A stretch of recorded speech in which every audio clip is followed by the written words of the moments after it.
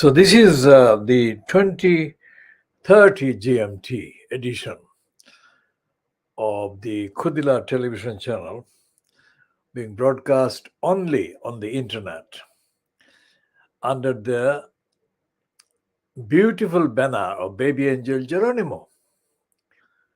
Baby Angel Geronimo is the bestest baby angel Geronimo in the whole world. And Baby Angel Geronimo is the bestest witness in the whole world. And we are broadcasting today. This is the date when the records will show that the latest attempts to overturn the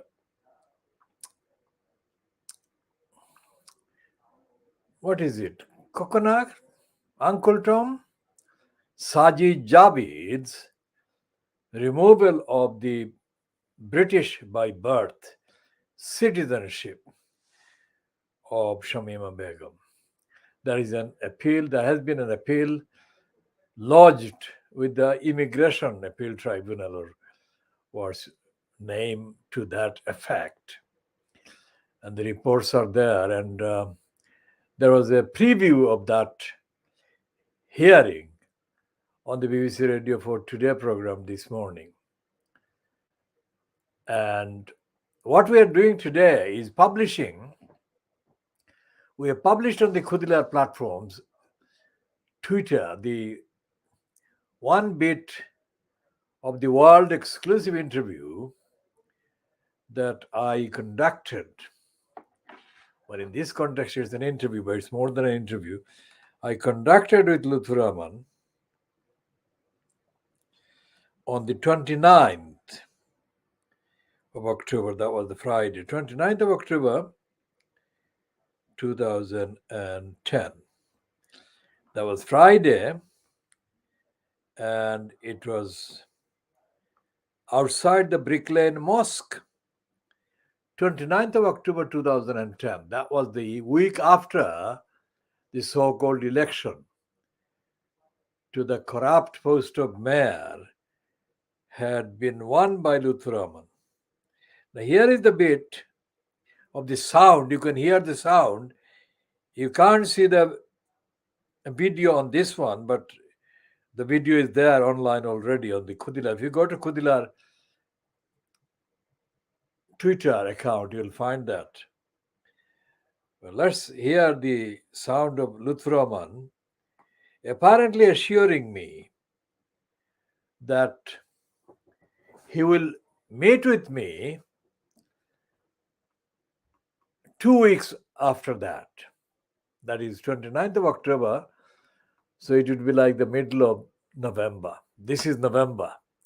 So let's say we are marking the anniversary of Lutfur Rahman's lying. So what happened? This is the sound that I shall be playing. I shall be playing the sound of that particular clip on the video clip that I world exclusively recorded as evidence of the campaign to defend the community in the East End of London and from the East End of London. So let's hear. Be careful. This is all world exclusive, and this is copyright.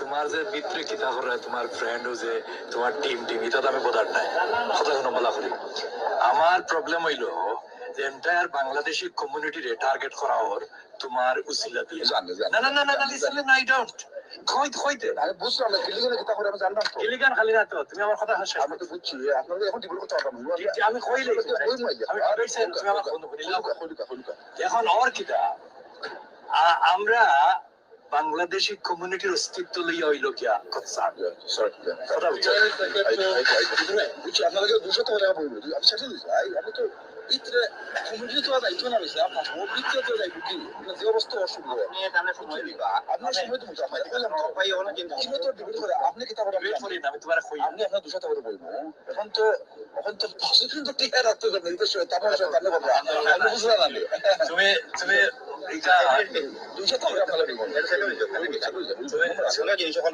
তুমি subsidy দাম দিতে আপনারা কোন জানেন জিনিস আছে এগুলো বুঝতে পারবেন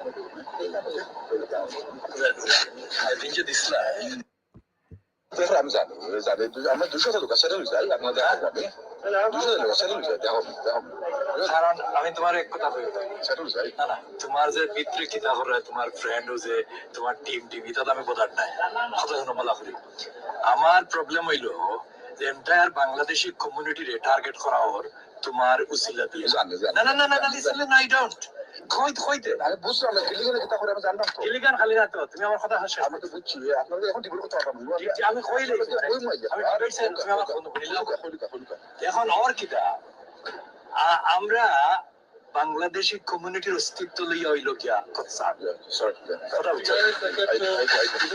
আপনাদের 200 টাকা বলবো আমি সেটা আমি তো ভিতরে কমিউনিটি তো দায়িত্ব না রয়েছে আপনার ও ভিতরে তো দায়িত্ব কি যে অবস্থা অসুবিধা সময় দিবা আপনার সময় তো ভাই অনেক তো ডিবেট করে আপনি কি তারপরে ওয়েট করি না আমি তোমার কই আপনি আপনার 200 টাকা বলবো এখন তো প্রসিকিউশন তো টিকা রাখতে হবে নির্দেশ তারপরে তাহলে বলবো আমি বুঝলাম না তুমি তুমি এটা 200 টাকা আপনারা দিবেন আসলে জিনিস এখন তুমি সাবসিডি দাম দিতে আপনারা কোন জানেন জিনিস আছে এগুলো বুঝতে পারবেন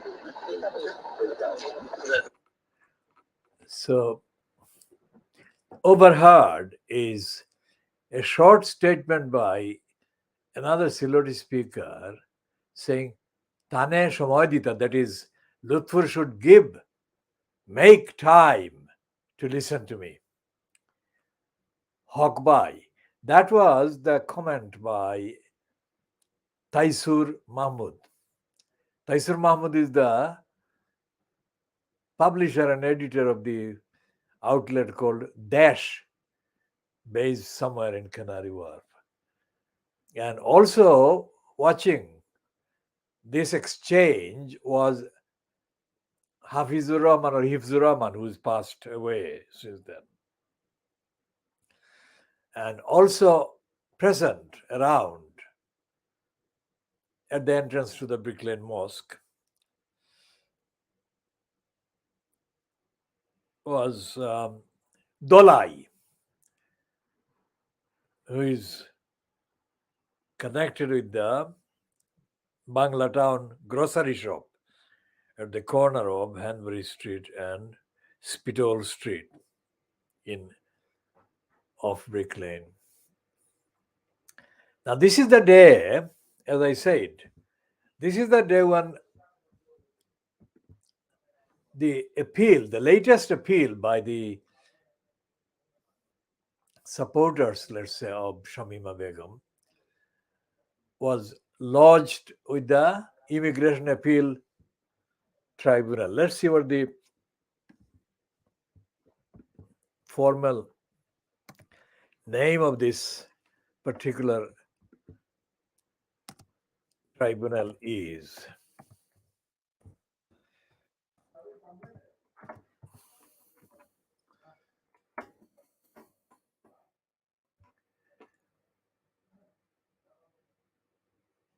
So this is the BBC item on today's proceedings, and it is posted 3 hours ago.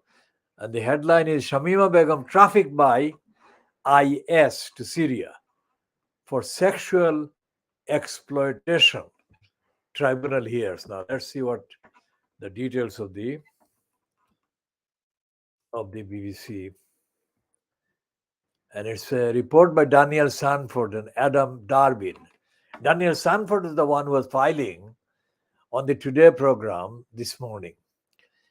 And it says Shamima Begum, who left the United Kingdom for Syria as a teenager to join the Islamic State group, was a victim of human trafficking for sexual exploitation purposes, a tribunal has been told. Ms. Begum traveled to Syria in 2015 with her citizenship stripped on national security grounds in 2019. A 5-day immigration hearing is considering an attempt to challenge the removal of her UK citizenship. The Home Office insists she continues to pose a threat to national security. The case is being heard at the Special Immigration Appeals Commission. That is what it is called. Special Immigration Appeals Commission, which has similar standing to the High Court and can hear national security evidence in secret if necessary. Lawyers for Miss Begum, now 23, told the court that a decision by the then Home Secretary Sajid Javid to remove her British citizenship was unlawful, as it did not consider whether she had been a child victim of trafficking. She remains in a camp controlled by armed guards in northern Syria. Nearly 8 years after running away from home, aged 15, alongside two other East London schoolgirls, Khadija Sultana, 16, and 15-year-old Amira Abbasi. Now they spell it Abbas. How stupid are the morons?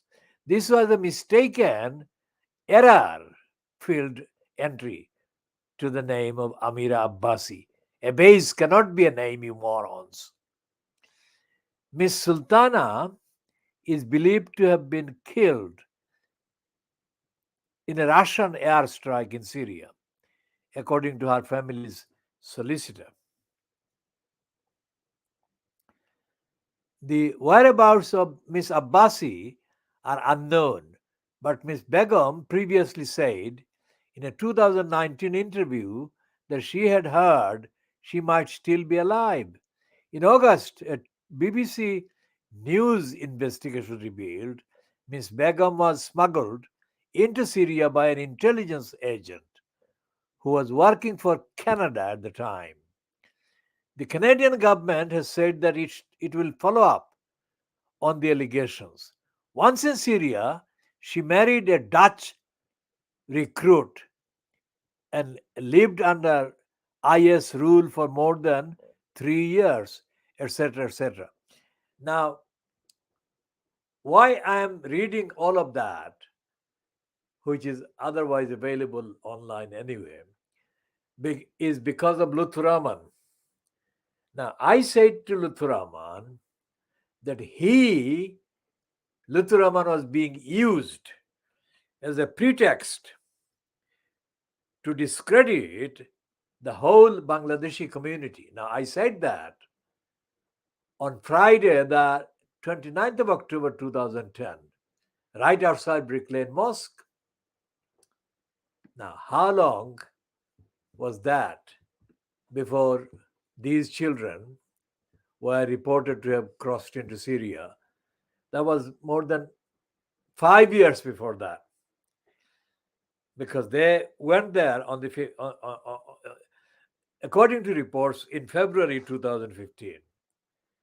Now, I have said all along, and I'm the only one who has said that, the Tower Hamlets Council is the one who let these children down. Whether they were trafficked by Canadian intelligence person or sex traffickers for IS came second. The main safeguarding duties owed to these children rested with Tower Hamlets, the local council. And regardless of what position Lutfur Rahman held, he was holding the main post in the council throughout the time. These children, 15 in 2015, means that they were born around the turn of the century. So when Lutfur Rahman became the holder of the post of mayor in 2010, these children would have been 10, 11 years old. And they would be just about entering the grooming, the brainwashing, and all sorts of other things that led to them being taken to Syria, aged 15, 16, etc. I have said that the Termless Council owed the duty of safeguarding duties to these children and other children, but these children especially in the school that they were. Now, I have got, look how many places I'm connected with in this whole thing. There I was warning Lutfur Rahman 5 years before these children were reportedly trafficked into Syria, that he, Lutfur Rahman, must sit down with me because he was being used as the pretext to destroy the very existence of the Bangladeshis in the UK. And Lutfur Rahman, as you can hear, kept saying that he would meet with me 2 weeks from that date, which is the 29th of October. So today is the 21st of November. So just before this date, 2 weeks into November. So 14th or 15th of November, Lutfur Rahman should have sat with me. Now, what Lutfur Rahman would have done if he sat down with me and if he were honest and if he cared about the community, would have been to play a role that would have hopefully prevented these girls being trafficked and prevented him being branded for the rest of his life as the crook, as the liar, because Richard Morey told him that although Lutfur Rahman apparently remained courteous throughout his appearance before the Morey hearing of the petition against Lutfur Rahman, Morey also said that was the courteousness was the only good thing that he could be said about Lutfur Rahman. The truth about Lutfur Rahman, said Richard Morey, was that he was a liar. He was unreliable, untrustworthy. I would have said to Lutfur Rahman all of these things. And Lutfur Rahman could never, ever in his entire life begin to imagine the value, the worth of my advice. He would not be a crook and he would not have been banned. He would not have taken the corrupt routes if he sat down with me as he promised, but he never did. And Lutfur Rahman, for the whole period from 29th of October 2010 until, let's say, February 2015, kept me on a continuous, endless line of waiting through his lying sidekick, Alibor Chaudhry. Alibor Chaudhry lied for Lutfur Rahman for 6 years. Lutfur Rahman lied for 6 years, as did Alibor Chaudhry.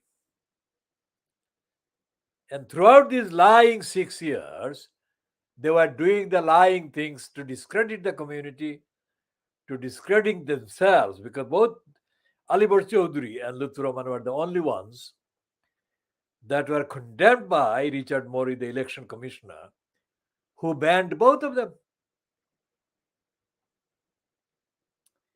That they both lied was obvious in the facts, but also admitted post facto by Alibor Chaudhry in a spontaneous confession to me he made in Brick Lane itself. Few months after Alibar Chaudhry and Lutfur Rahman were banned by Richard Morey. So anyone watching this would notice that there is no followers, there are no friends to these programs. That is absolutely correct. I don't want any friends to follow this and exchange idiocies.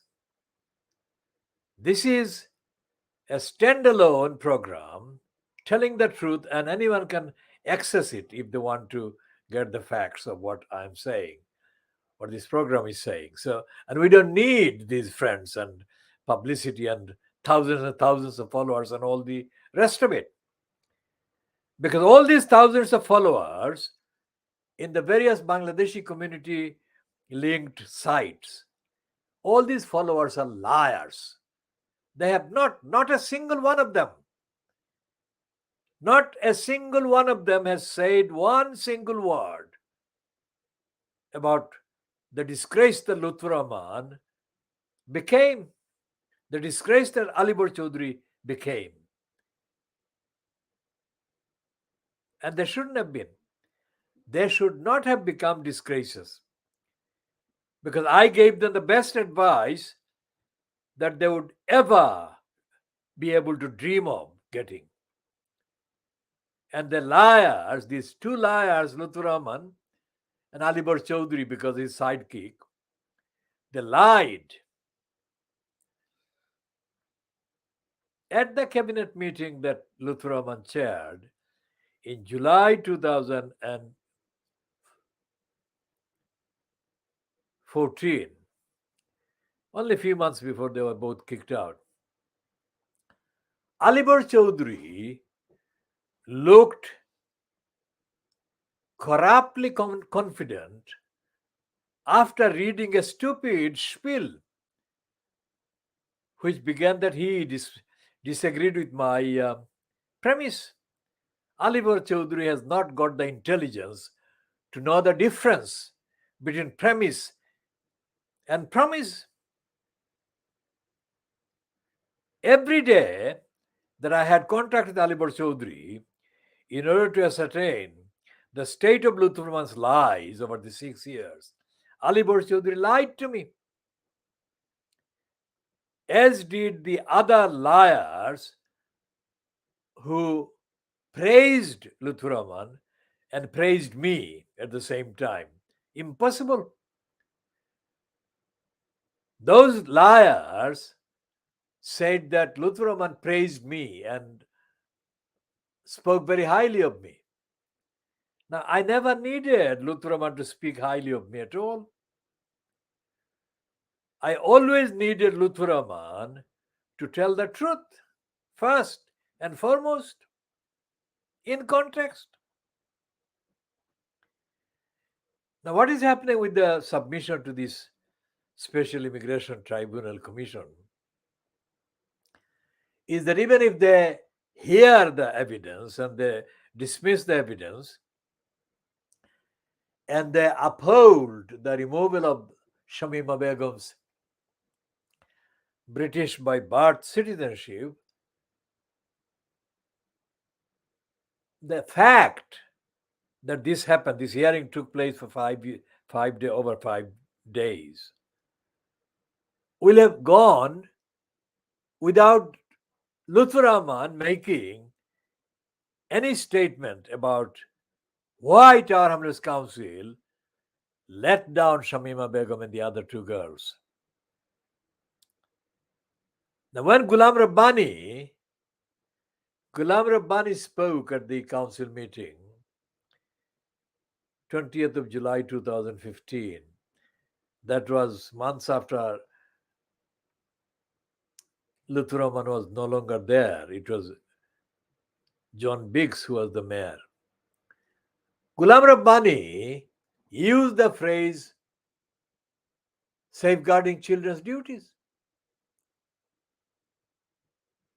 Ghulam Rabbani actually, by using that phrase, proved beyond doubt that he had been aware of Tower Hamlets Council safeguarding the children's duties. But he was not talking about Shamima Begum at all. He was taking part in a kind of pretense interest in the welfare of the children at the Ian Mikado school, where one of the killers, convicted killers of Shiblu Rahman, Ian Devlin, had been given a job. And Ghulam Rabbani was taking part in a kind of commentary after the racist liar John Biggs had delivered a completely dishonest criminal, complicit criminality, in denial spiel, saying that Tower Hamlets Council had nothing to do with the employment of Ian Devlin by the Ian Mikado School. The only person that actually spoke and disagreed in terms with Lutfur Rahman was now an ex-councillor called Jalaluddin. He said that that is not good enough. The council had a duty to get involved.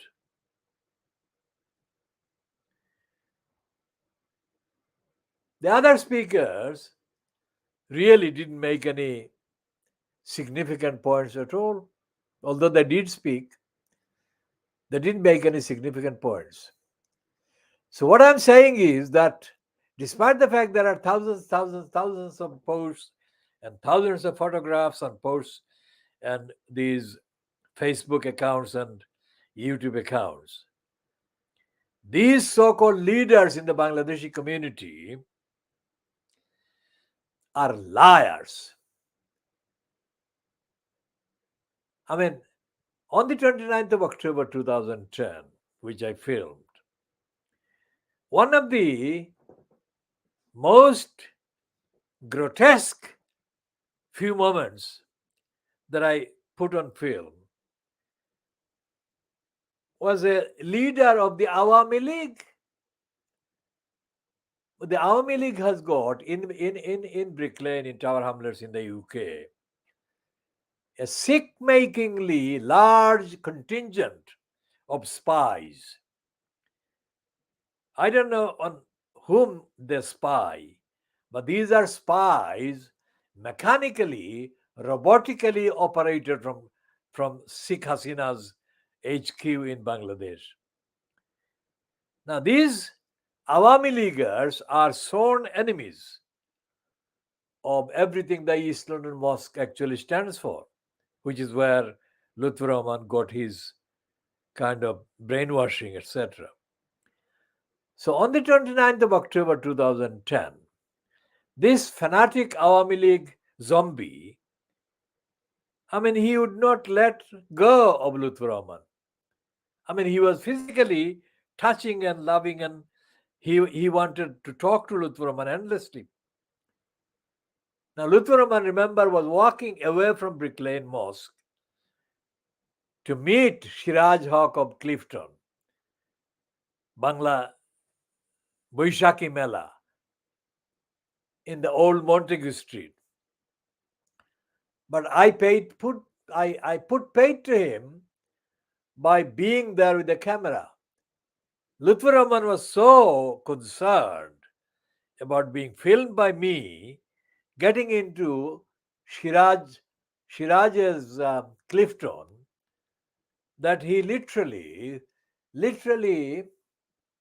just about avoided slipping up in the street.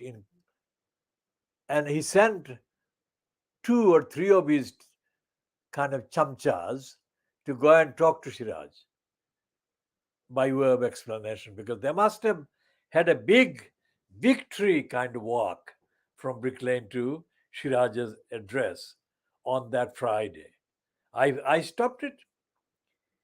I stopped it not because I was jealous or because I had anything to lose personally if they met Siraj and Lutfur. All I needed was to record the evidence of Lutfur Rahman's behavior. And that was the correct decision. Although it's only a few minutes long, this video will be one of the defining evidential items about how completely dishonest Lutfur Rahman has been. He kept saying that in the town hall, within days of his getting elected, the shaitans were doing shaitani.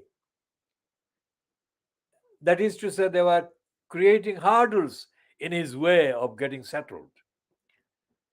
Now, that is a completely, absolutely untruthful statement, because no matter who the shaitans were, the biggest shaitans in the whole pack turned out to be Lutfur Rahman himself. He proved himself for 6 years, over 6 years, to be shamelessly dishonest. So shameless and brazenly dishonest that he kept promising. He kept promising to do the right thing to me, and he never did. As I said, in his response to David Cohen, who is now the investigations editor of the Evening Standard, No Standard, Evening No Standard Standard, the David Cohen had asked Lutfur Rahman at the so-called hustings held at the Business Development Centre in 7 to 15 Greater Egg Street, London E1 5NF. I think on the 14th of October 2010, just a week before the election. Lutfur Rahman was asked by David Cohen, why had Lutfur Rahman not stopped his Lutfur Rahman supporters from spreading the rumor, which was absolutely false, that Abbas Uddin alias Halal had beaten up his former wife. Now, answer to that would have been either words to the effect that, of course, Lutfur Rahman had nothing to do with his supporters saying that, or that he totally distances himself from anyone saying that. Instead, Lutfur Rahman said that he denied beating up his own wife. Think about that, please. David Cohen had asked him, why had he, Lutfur Rahman, not stopped his supporters from spreading the rumor against Abbas Uddin alias Halal that Abbas Uddin alias Halal had beaten up his own former wife? That is not the question that Lutfur Rahman answered. Lutfur Rahman answered a question that David Cohen didn't ask. Lutfur Rahman said that he never beat up his own wife. And there was a woman sitting not far behind David Cohen in the hall, who spoke loudly, saying that she was Lutfur Rahman's wife and that Lutfur Rahman had never beaten her up. Now, David Cohen never asked anything to do with her. David Cohen asked not even to do with Abbas's wife. David Cohen had asked about Abbas's former wife, not the current wife, and that the former wife had been allegedly beaten up by Abbas alias Halal at some point, which Abbas, of course, very seriously and strongly disagreed with, to the point that he sued that individual who published a version of that in the London Bangla, and it ended up in the High Court as a defamation action by Abbas Uddin alias Halal.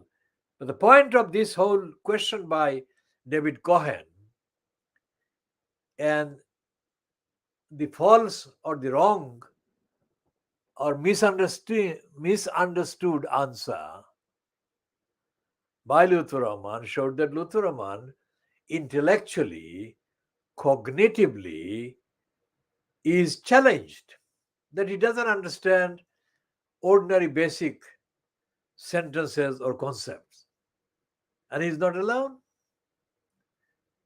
One of his alleged supporters, called a councillor, Kabir Ahmad, appeared on the BBC Newsnight program presented by David Grossman on the 19th of May 2022, in which the councillor Kabir Ahmad said that Lutfur Rahman's latest political movement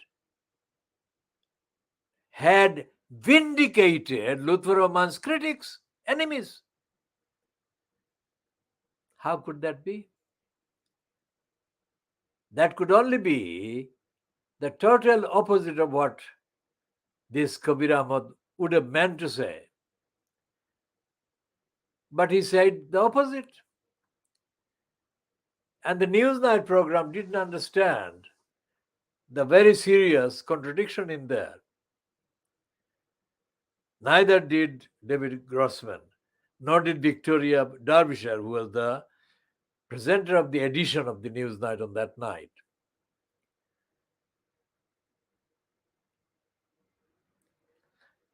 So Lutfur Rahman is not in any way to be commended by the basic standards of democracy, accountability, and honesty. Yet the white left wonkers of various descriptions keep praising Lutfur Rahman, especially after this 5th of May 2022 kind of come back. Now let me tell these wonkers that Lutfur Rahman has not staged a comeback at all, and that fact that he has got Alibar Chaudhry back in post in his administration, in his office, showed that Lutfur Rahman has not learned any lessons. And all of that, I'm saying on the day that Shamima Begum's being let down by the Tower Hamlets Council is being raised by me in the context of the latest appeal through the Immigration Commission.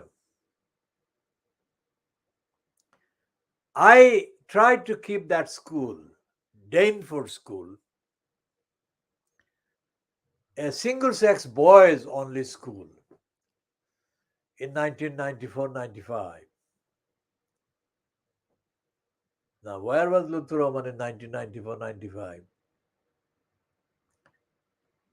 Lutfur Rahman would have been, 94-95, 84-85, 74-75. Lutfur Rahman would have been just about leaving college, I think, because a cross-reference shows that he lied to me at the beginning of the 1990s when he bumped into me in the Walgate East station, when he claimed that he was a solicitor. Now that became exposed when I called him a few days later and offered him what would have been the world's exclusive monumental legal action file. I would create all the legal work and he would get the credit. I did that on the assumption that he was indeed a licensed law trader. But it later turned out, many years later, and I'll come to that in a minute, that Lutfur Rahman lied about the fact that he was a solicitor at the time. How did I know? This fact came to public knowledge only after Lutfur Rahman was ousted by Richard Morey. in their various discussions and references to Lutfur Rahman, various reporters have said that he was only called to practice as a solicitor in the first decade of this century. So Lutfur Rahman lied to me about being a solicitor at least more than 10 years before he actually became a solicitor. These are serious items of evidence against Lutfur Rahman. So when the Navarro media wankers give him a platform, those fuckers have no idea what the shit they were talking about. And they said that Luther was a socialist. Fuck the lot of them. Luther Rahman has no ideological standing at all. The only ideology Luther Rahman has is the ideology to get benefits, whatever way he can get it.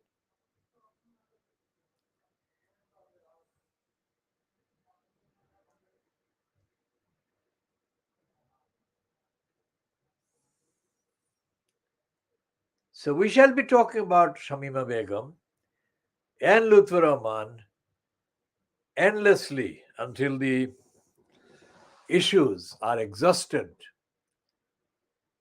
The essential line is that just as in the case of Shamima Begum and her friends, when this Bangladeshi boy Ajmal Ahmad was murdered by other Bangladeshi boys in the school in Popla,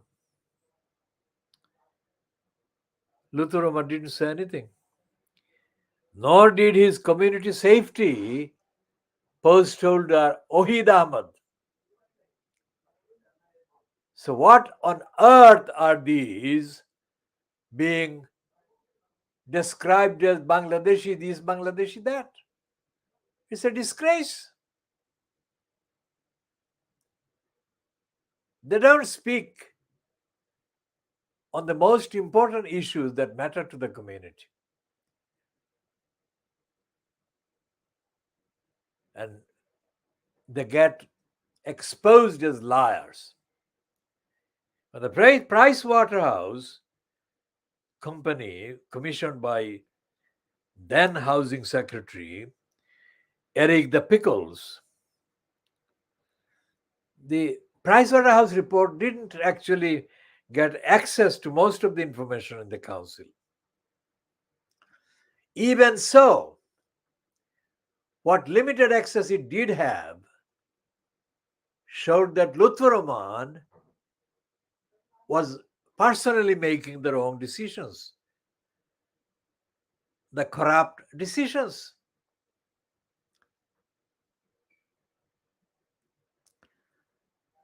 The decisions to grant huge financial benefits to criminals operating as entrepreneurs in the community. And Mori actually remarks in his report at one point that it was Lutfur Rahman who personally made the decisions. Now, throughout my communication with Lutfur Rahman, I was trying to get him to do exactly that, to personally make an intervention to stop the crooks in the council, as he falsely claimed were shaitans doing the shaitanis. Falsely claimed meaning that he was himself a shaitan, not a detached observer of shaitans. And my advice to Lutfur Rahman, if he had taken the advice, would have saved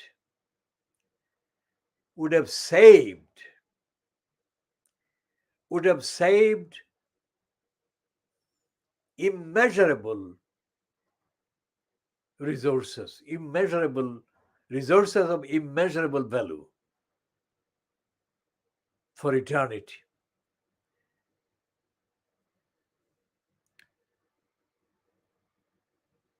And the fact that Lutheran didn't intervene showed that he was the shaitan. He was acting as the shaitan,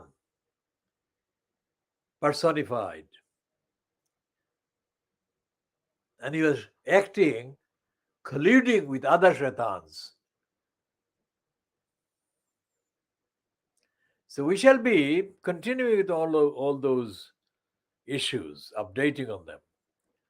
But this particular moment, we are calling this the last part of this kind of part, if you like. This is part A.